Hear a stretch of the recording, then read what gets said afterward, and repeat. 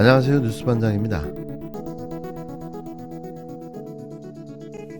전라남도 그리고 광주광역시 우리 당원 동지 여러분들의 높은 지지에 진심으로 감사드립니다. 더 낮은 자세로 더 열심히 임하도록 하겠습니다. 또 이변은 없었습니다. 사실상 굳히기에 들어간 이재명 후보, 더불어민주당의 새 지도부를 뽑는 전당대회 지역 순회 경선, 저번 주는 민주당의 심장이라고 할 수 있는 호남에서 진행됐는데요. 결국 호남의 선택도 이재명이었습니다. 지금부터 더불어민주당 제5차 정기 전국 대의원대 당대표 및 최고위원 선출을 위한 경선 중 전라남도와 광주광역시 권리당원 선거인단의 투표 결과를 발표하겠습니다. 전라남도 권리당원 선거인단 17만 1,321명, 유효 투표자 수 6만 4,273명, 투표율 37.52%입니다. 광주광역시 권리당원 선거인단 9만 2,154명, 유효 투표자 수 3만 1,495명, 투표율 34.18%입니다. 당대표 후보자입니다. 먼저 전라남도 결과입니다. 기호 1번 이재명 후보 득표수 5만 786표, 득표율 79.02%. 기호 2번 박용진 후보 득표수 13,487표, 득표율 20.98%. 다음은 광주광역시 결과입니다.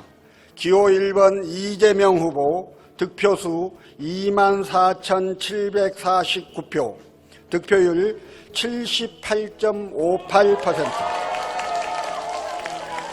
기호 2번 박용진 후보 득표수 6,746표, 득표율 21.42%. 다음은 당대표 후보자별 누적 득표 결과입니다.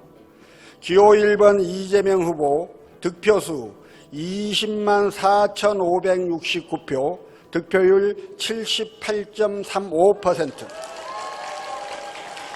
기호 2번 박용진 후보 득표수 5만 6,521표, 득표율 21.65%.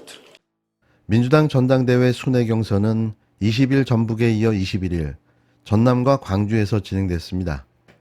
광주에서도 이재명 후보가 78.58%의 득표율로 21.42%에 머문 박용진 후보에게 압도적 승리를 거뒀는데요. 8명의 후보 중 5명을 뽑는 최고위원 선거에서도 누적 득표 기준으로 정청래, 고민정, 서영교, 장경태, 박찬대 후보가 1위에서 5위를 그대로 유지했습니다. 고민정 후보를 빼면 모두 친이재명계로 최고위원 선거에서도 이재명 대세론이 확인되고 있는데요. 일 잘하는 사람을 뽑아주는 건 너무나도 당연한 일인 거죠. 호남은 민주당의 핵심 지지 기반이자 당의 바로미터라고 할 수 있는데요. 21일 결과로 이재명 후보가 사실상 승리를 굳힌 걸로 보여집니다. 어대명에 이어 확대명, 확대명에 이어 이미 당대표인 겁니다. 민주당 지역 경선은 이제 다음 주 서울과 경기 지역만 남아있는데요. 전체 권리당원의 3분의 1 정도가 서울 경기 지역이고 2차 국민 여론조사도 남아있어서 박용진 후보는 막판 대역전극을 호소하고 있습니다. 하지만 호소한들 씨알이나 먹힐지 모르겠는데요. 오로지 상대방 흠집내기, 네거티브가 전부인 그가 역전은 고사하고 후보 사퇴나 하지 않았으면 하는 바람입니다. 민주당의 경우 과거 전당대회에서도 호남 표심이 수도권까지 그대로 이어지는 모습을 보였던 만큼 사실상 이재명 후보가 승리를 굳힌 걸로 봐야 할 텐데요. 지금까지 누적 득표율은 이재명 후보 78.35%, 박용진 후보 21.65%를 기록 중입니다. 그래서 이제 관심은 이 후보가 2년 전 이낙연 전 대표가 얻었던 60%의 득표율을 넘어 70%가 넘는 최종 득표율을 유지할지에 관심이 쏠리고 있는데요. 사실 그런 기운은 이미 끝났죠. 80%에 육박하는 경이로운 지지율을 받고 있는 상황에서 득표율을 거론할 수조차 없는 상황인데요. 그러다 보니 언론에서는 낮은 투표율을 문제 삼고 나섰습니다. 민주당에서 버림받은 후보라는 혹평을 연일 내놓고 있는데요. 이건 언론의 이재명 깎아내리기 프레임인 거죠. 현재까지 당대표 선거 투표율은 역대 상위권에 드는 투표율로 확인되는데요. 또 수구보수 언론의 조작질인 겁니다. 전당대회 최종 결과는 일주일 뒤 서울에서 발표되는데요. 다만 5명을 뽑는 최고위원회에서 박찬대 후보가 다소 위태로워 보였는데요. 확실하게 밀어줘야 할 사람이 박찬대 후보가 아닌가요? 다들 힘을 모아줘야 하지 않을까 싶습니다. 이제와 뒷북을 치고 있는 윤석열 정부의 모습이 씁쓸하기만 합니다. 취임한 지 100일이 넘도록 손 놓고 앉아서 방관하고만 있다가 계속해 드러나는 진실 앞에 자신들이 위기에 내몰리자 허겁지겁 대책을 내놨는데요. 대통령 경호처가 경남 양산에 있는 문재인 전 대통령 사저에 대한 경호를 오늘부터 대폭 강화하겠다고 나섰습니다. 사저 울타리에서 끝나던 경호구역도 최대 300m 밖으로 확대하기로 했는데요. 사저 앞 시위대가 소음과 욕설을 넘어 최근에는 흉기까지 들이밀자 내놓은 조치입니다. 여지껏 수수방관하다 급하게 이런 대책을 내놓은 제일 큰 이유는 대통령 취임식 초청 명단에 지금 시위하고 있는 극우 유튜버들을 초청했다는 것이 드러났기 때문인데요.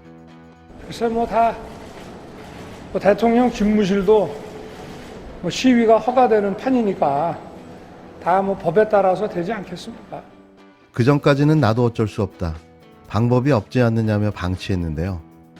얼마 전 취임식에 극우 유튜버들이 참석했다는 것이 들통나면서 문 전 대통령 사저 앞 시위를 사주한 것이 아닌가 하는 의혹이 계속되고 있습니다.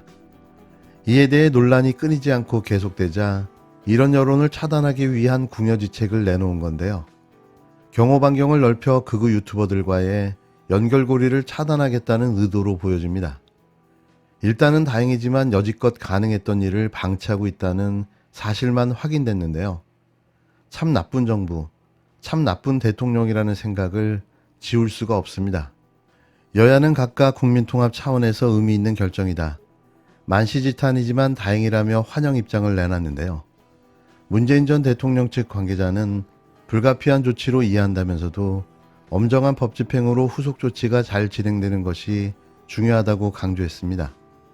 실제 경호구역이 확대된다고 해도 집시법상 집회 자체를 막을 수는 없는데요. 평산마을 내 과격 시위가 중단될지는 좀 더 지켜봐야 할 것으로 보입니다. 더 강력한 대책이 나왔어야 합니다. 사실 좀 많이 아쉬운데요. 더 큰 문제는 소음인 거죠. 이 소음에 대한 추가 대책도 필요해 보입니다. 하도 남쪽 동네에서 우리의 반응을 목베들고 궁금해하기에 오늘 몇 마디 해주는 것이다. 그래도 소위 대통령이라는 자가 나서서 한다는 마디마디의 그 엉망 같은 말들을 듣고 앉아 있자니 참으로 그쪽 동네 세상이 신기해 보일 따름이다. 정녕 대통령으로 당선시킬 인물이 저 유나무개밖에 없었는가?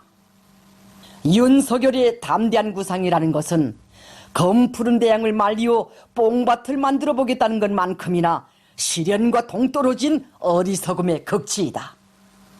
세상에는 흥정할 것이 따로 있는 법, 우리의 국채인 핵을 경제협력과 같은 물건짝과 바꾸어 보겠다는 발상이 윤석열의 푸르청청한 꿈이고 희망이고 구상이라고 생각하니 정말 천진스럽고 아직은 어리기는 어리구나 하는 것을 느꼈다.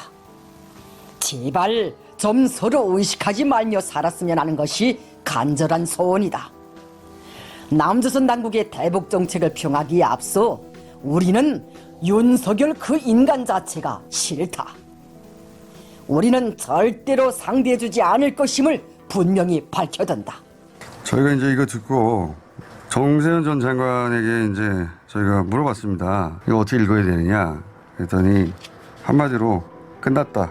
현 정부의 이 구상 가지고는 북한과의 관계 개선은 끝났다.